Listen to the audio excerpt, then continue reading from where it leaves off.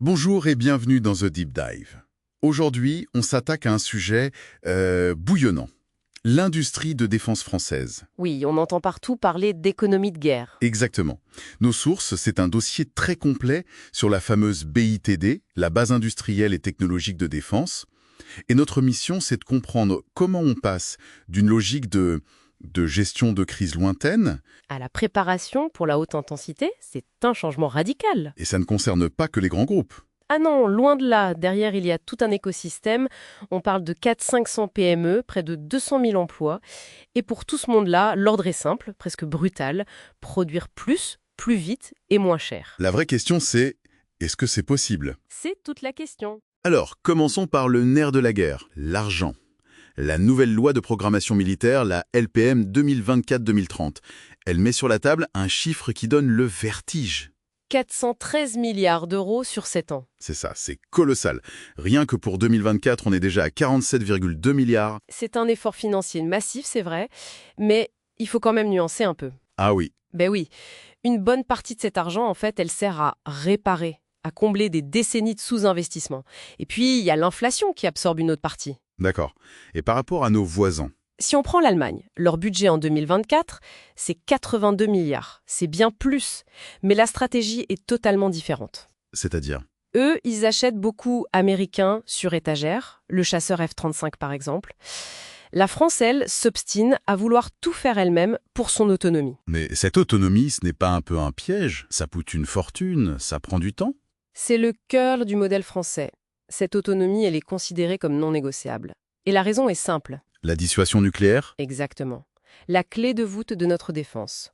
On ne peut pas dépendre d'un allié, même le plus proche, pour les technologies qui assurent notre survie. Tout le reste est bâti là-dessus. Je comprends. Et pour faire tourner cette industrie, il n'y a pas que les commandes de l'État français. On voit une explosion des ventes à l'export. Franchement, le Rafale. Ah, le Rafale. On nous a dit pendant des années qu'il était invendable, un gouffre financier. Et là, c'est la star mondiale. Qu'est-ce qui a changé? Plusieurs choses. Le contexte géopolitique, évidemment, mais aussi la démonstration de ses capacités sur le terrain. Et il n'est pas le seul. Le canon, César? Le César, c'est l'exemple parfait. Il est devenu une référence mondiale grâce à ses performances en Ukraine. Du coup, Nexter a dû tripler sa cadence de production. Incroyable. Et ça révèle un paradoxe fascinant. Pour garantir sa propre souveraineté et équiper sa propre armée à un coût, disons, acceptable, La France doit vendre ses armes à d'autres pays. c'est ça. L'autonomie a un prix, et ce sont en partie les clients étrangers qui le payent. Donc, si je suis bien, le succès à l'export, ce n'est pas un bonus, c'est vital. C'est le moteur. Absolument. Ce qui nous amène à la question cruciale. Les carnets de commandes sont pleins, d'accord. Mais est-ce que les usines suivent? Est-ce qu'on peut produire à ce rythme? Et là, on touche au nœud du problème. On identifie deux grands goulots d'étranglement. Lesquels? Le premier, ce sont les chaînes d'approvisionnement. L'exemple de la poudre pour les obus est très parlant. Pénurie mondiale. Du coup, on doit relocaliser en urgence une usine à Bergerac. C'est de la réindustrialisation en temps réel. D'accord, ça c'est matériel. Et le deuxième frein? Le deuxième frein, il est humain et bien plus complexe à résoudre. Les compétences? Exactement. Il manque des milliers de soudeurs, de chaudronniers, de techniciens.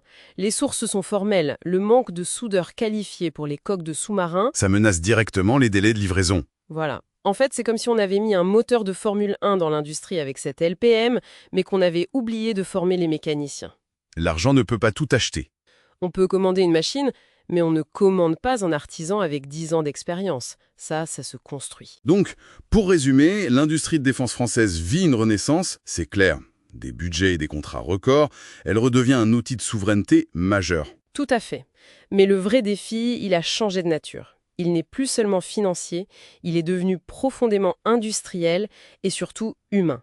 Le succès se mesurera à la capacité très concrète des usines à livrer à temps. Ce qui nous laisse avec une dernière pensée, une question en suspens tirée de nos sources. Elle souligne que les grands programmes en coopération européenne, comme le futur avion SCAF ou le char MGCS, eh bien, ils patinent. À cause des rivalités industrielles nationales ? Exactement. Alors ça soulève une question pour l'avenir. Est-ce que l'autonomie stratégique européenne peut vraiment exister si les intérêts de chaque champion national continuent de prendre le pas sur l'objectif commun?